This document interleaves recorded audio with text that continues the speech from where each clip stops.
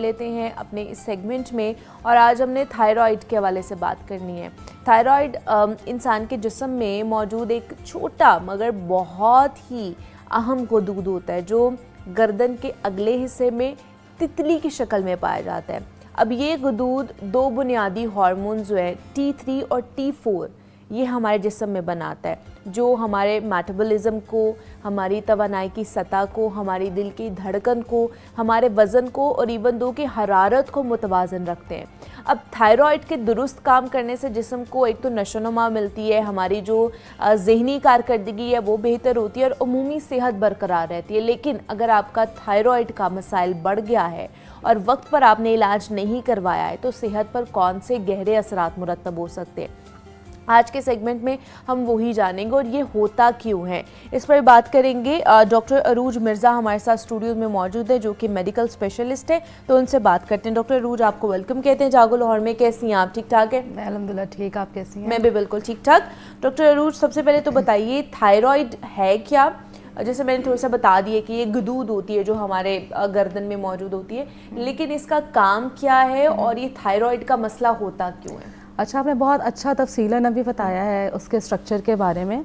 Thyroid हमारी body का एक बहुत ही इम्पॉर्टेंट स्ट्रक्चर है और ये सही आपने कहा कि गर्दन के बिल्कुल सामने वाले हिस्से में होता है, बटरफ्लाई शेप होता है और इसने दो हार्मोन्स प्रोड्यूस करने होते हैं, पैदा करने होते हैं, जो T3 और T4 होते हैं। और इन दोनों का जो बेसिक काम है वो ये है कि इन्होंने हमारी जहनी जो सारी नशोनुमा है, हमारी जो परफॉर्मेंस होती है डेली की, वो उसको करना होता है। हमारी स्किन को बेसिकली जैसे स्किन ग्लो कहते हैं, हेयर को, हेयर स्ट्रक्चर को और वेट को, टेम्परेचर, बॉडी टेम्परेचर को, हमारी डेली एक्टिविटीज़ को।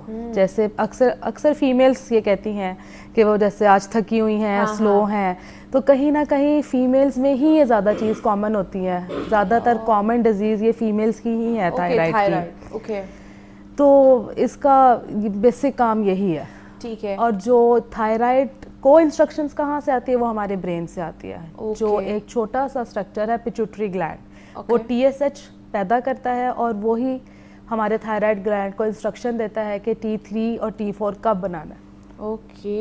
मतलब ये जितने भी हमारे फंक्शंस हैं हमारे ब्रेन से कंट्रोल हो रहे होते हैं, वो थायराइड को सिग्नल देते हैं और फिर थायराइड के अंदर से वो हार्मोन्स पैदा होते हैं T3 T4 और फिर वो बाकी जो हमारे बॉडी के फंक्शंस हैं उनको कंट्रोल कर रहा होता है। ठीक है। अब हम सुनते हैं हाइपोथायरिज्म और हाइपरथायरिज्म। अब इनमें फ़र्क क्या है और ये दोनों किस तरह जिस्म को कंट्रोल कर रहे होते हैं या उनके फंक्शंस को कंट्रोल कर रहे होते हैं? हाइपो मीन्स कम, यानी कि आपकी बॉडी में थायराइड हार्मोन्स जो कि T3 और T4 हैं, वो कम बन रहे हैं। जब वो कम बन रहे हैं तो बॉडी का वेट गेन हो रहा है, कोलेस्ट्रॉल डिपॉजिट्स हो रहे हैं, हार्ट इश्यूज आ रहे हैं, अक्सर कंप्लेंट्स आती हैं बाल गिर रहे हैं, स्किन जिल्द सख्त हो जाती है, खुश्क हो जाती है, ड्राई हो जाती है और आप जो पेशेंट है वो ज़्यादा सोने का कंप्लेन करनी शुरू कर देता है कि मुझे नींद ज़्यादा आ रही है। इसी तरह हाइपर थायराइड जो है, हाइपर थायराइड बॉडी में T3 और T4 की प्रोडक्शन ज़्यादा हो जाएगी। जब वो ज़्यादा हो जाती है तो बॉडी एक कैटाबॉलिक स्टेट में चली जाती है, वेट लूज़ होना शुरू हो जाता है। पेशेंट को भूख तो बहुत लग रही होती है लेकिन पेशेंट का वेट गेन नहीं हो रहा होता। दिल की धड़कन बहुत ज़्यादा हो जाती है, दिल की धड़कन ज़्यादा रहने की वजह से दिल की मुख्तलिफ बीमारियाँ लग जाती हैं। उसके साथ यही ब्लड प्रेशर ज़्यादा रहना शुरू हो जाता है और पेशेंट हर वक्त एक एक्टिव स्टेट में रहता है, उसका सोना मुश्किल हो जाता है। फीमेल्स में पीरियड्स के इशू आ जाते हैं, बांझपन के इश्यूज आ जाते हैं, तो इसलिए बॉडी में इनका रेगुलर होना बहुत ज़रूरी है। लेकिन ये इरेगुलर होते क्यों हैं? ये हाइपो में और हाइपर में जाते क्यों हैं? किस वजह से? क्या कॉजेज है इसकी? सबसे पहले तो ये होता है कुछ बच्चों में ये पैदाइशी तौर पर ही इशू आता है, जेनेटिक कॉज है सबसे पहले तो। ठीक है। दूसरी ये है, पाकिस्तान में जनरली एक मिथ हम समझते हैं कि पेशेंट का आयोडीन नहीं मिल रहा, तो आयोडीन की कमी की वजह से हाइपोथायराइड हो गया। ये भी एक रीज़न है, लेकिन अब क्योंकि स्टडीज़ इतनी एडवांस हो चुकी हैं कि मल्टीपल कॉजेज हैं। एक होती है auto immune disease. Auto immune disease होती है जिसमें हमारी बॉडी अपने ही कुव्वत मुदाफ़त को खाना शुरू कर देती है। बिल्कुल ऐसे ही है।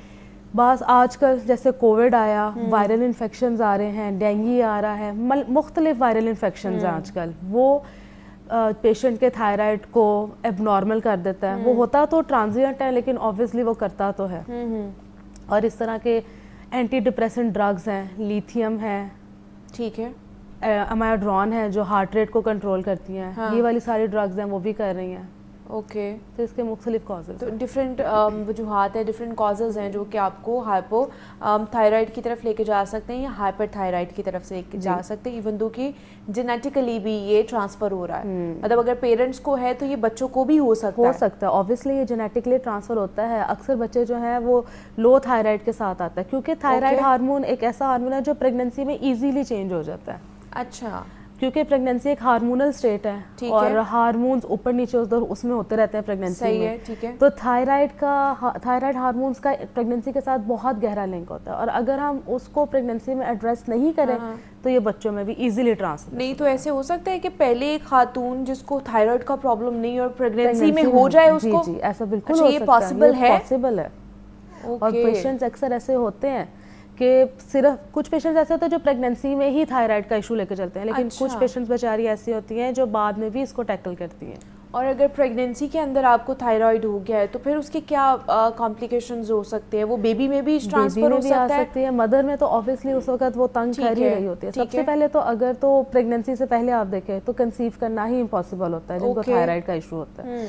अगर प्रेगनेंसी में आ जाता है थायराइड का इशू तो सबसे पहले तो बेबीज में ये इशू आता है कि वो उसकी ग्रोथ ठीक नहीं होती, कोई स्ट्रक्चर एबनॉर्मेलिटी आ जाती है, कोई ऑर्गन नहीं डेवलप हो पाता, तो पेशेंट बेबी जो होता है वो एबनॉर्मल पैदा होता है, हार्ट इश्यूज आ सकते हैं, हार्ट के वाल्व क्लोज नहीं होता है, मल्टीपल चीज़ें हैं।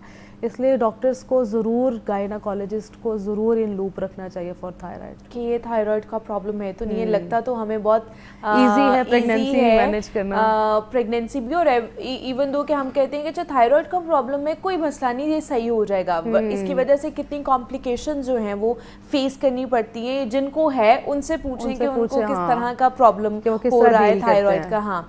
अच्छा, दूसरा इसके साइंस एंड सिम्टम्स भी हैं जिससे हमें पता चल सकता है कि एक नॉर्मल पर्सन अब उसको थायराइड का प्रॉब्लम हो गया है, तो वो किस तरह पता कर सकता है, तशखीस किस तरह कर सकता है उसकी कि वो साइंस एंड सिम्टम्स आ रहे हैं तो हमें पता चल जाए? चलिए पहले हम सबसे पहले हाइपर थायराइड को डिस्कस कर लेते हैं। हाइपर थायराइड के जो सबसे अर्लीस्ट सिम्टम होता है वो नॉर्मल भूख के साथ पेशेंट का वेट लॉस हो ही जा रहा होता है। ओके। मैसी वेट लॉस हो जाता है, पेशेंट बहुत ज़्यादा जैसे आप कह लें कमज़ोर नज़र आना शुरू हो जाता है। दूसरी कंप्लेन में कहता है कि उसकी हार्ट बीट बहुत ज़्यादा हो जाती है। Normally heart beat 100 beats per minute, लेकिन इन पेशेंट्स में ये 150 तक भी चली जाती है, और पेशेंट हर वक्त एंग्शियस रहता है, एंग्जाइटी, पसीना बहुत ज़्यादा आता है।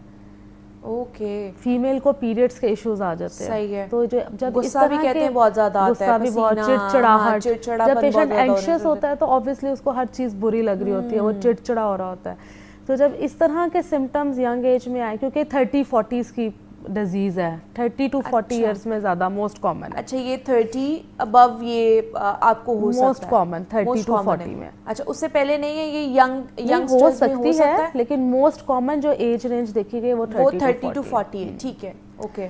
उसके बाद अगर हम हाइपोथायराइड देखें, हाइपोथायराइड में पेशेंट आपके पास कंप्लेन करेगा इर्रेगुलर पीरियड्स। अगर फीमेल को डिस्कस करें, इर्रेगुलर पीरियड्स हैं, पेशेंट वेट गेन की कंप्लेन बहुत ज़्यादा करेगा, मैसी वेट गेन है, या डिस्पाइट ऑफ वो क्या खा रही है, वो क्या कर रहा है, उसका वेट गेन है। सेडेंटरी लाइफस्टाइल हो जाएगी, उसको होगा कि मुझे हर वक्त नींद आ रही है, इवन उसके लिए ग्लास पकड़ के पानी पीना भी मुश्किल हो जाता होता है। अच्छा, इतनी वो लेथार्जिक हो जाती है, सडन ब्लड प्रेशर रेज होना शुरू हो जाता है, क्योंकि कोलेस्ट्रॉल बॉडी में डिपॉजिट बहुत स्पीड से हो रहा होता है हाइपोथायराइड में। तो वो इस तरह के बाल गिर रहे होते हैं, मोस्ट कॉमन कंप्लेन है, बाल बहुत ज़्यादा गिर रहे होते हैं। तो इस तरह तो फिर ऐसे जो थायराइड के पेशेंट्स हैं उनको किस तरह की डाइट लेनी चाहिए? डाइट का भी तो एक अहम रोल है ना हमारी लाइफस्टाइल के जैसे हाइपोथायराइड पेशेंट है उनके अंदर तो उनको ऑब्वियसली कोलेस्ट्रॉल वाली चीज़ें नहीं लेना चाहिए, सोया प्रोडक्ट्स नहीं लेने चाहिए, विटामिन ए, डी, फिश, इस तरह के नट्स जिसमें अच्छे विटामिन है, एंटीऑक्सीडेंट्स अच्छे हैं, वो चीज़ें ज़्यादा इनको इस्तेमाल करनी चाहिए। ये हाइपो वाले, हाइपोथायराइड, ये हाइपो जिनका कम बन रहा होता है, ठीक है। और जो हाइपर थायराइड है जिनका ज़्यादा बन रहा होता है, क्योंकि वो पहले एक ऐसी स्टेट में कि उनकी बॉडी सब कुछ डिसॉल्व कर रही है, यानी हाई स्टेट में है ना वो, तो उनको अपनी डाइट को काउंटर बैलेंस करने के लिए हाई कैलोरिक डाइट लेनी चाहिए, जैसे जिसमें प्रोटीन्स ज़्यादा हो, क्योंकि उनका मसल पहले ही मैस कम हो रहा होता है, वेस्टिंग हो रही होती है, तो फिर ठीक उनको है। High protein diet high protein diet लेनी चाहिए। एक कॉलर है, उनसे बात कर लेते हैं। अदनान ने हमें कॉल किया। अस्सलाम वालेकुम। आप ठीक ठाक? मैं ठीक हूँ, आप कैसे हैं? कैसे हैं आप? ठीक ठाक? जी शुक्र है अल्लाह का। अदनान साहब क्या पूछना चाहेंगे? तो मैडम मैं ये पूछना चाह रहा था कि वो देख तो बच्चे गले में वो नहीं बने। अदनान साहब आपकी आवाज़ कट कट के आ रही है, आप थोड़ा सा अपना जगह चेंज कर लें या फिर आप दोबारा से हमें कॉल कर लें। ठीक है, आप दोबारा से हमें अदनान साहब कॉल कर लें। अच्छा, 2 बच्चों को गले का मसला है, उन्होंने ये सवाल किया है, तो ये क्या थायराइड का प्रॉब्लम हो सकता है? नहीं, हमने इसके साथ साइन एंड सिम्टम्स और भी तो देखने होते हैं। अगर अच्छा। गले का मसला, अगर तो उन्हें कोई ऑब्वियस स्वेलिंग बिल्कुल गले के सामने नजर आ रही है तो ऑब्वियसली उसको चेक कराना चाहिए। अच्छा। लेकिन अब गले के मसले में गला खराब हो सकता है, कोई टॉन्सिल्स हो सकते टॉन्सिल्स भी हो सकते हैं हैं, बच्चों कोई में। लिम्फ नोड्स होते हैं जो स्वेलिंग हो जाती है गले के इन्फेक्शन के साथ, तो वो मुख्तलिफ गले की तो मुख्तलिफ डिजीजेज होती हैं। हाँ, लेकिन अगर उन्हें गले के सामने ऑब्वियस कोई स्वेलिंग नजर आ रही है तो वो थायराइड के लिए उनको जरूर अच्छा, चेक स्वेलिंग अगर हो जाए आपके गले में तो वो भी थायराइड वो के भी सिम्टम थायराइड है? की अलामत है। अच्छा, वो भी थायराइड का एक साइन एंड सिम्टम है। उस पर भी बात कर लेते हैं। डॉक्टर अरूज हमारे साथ ही मौजूद हैं। ब्रेक लेते हैं, मिलते हैं इस ब्रेक के बाद।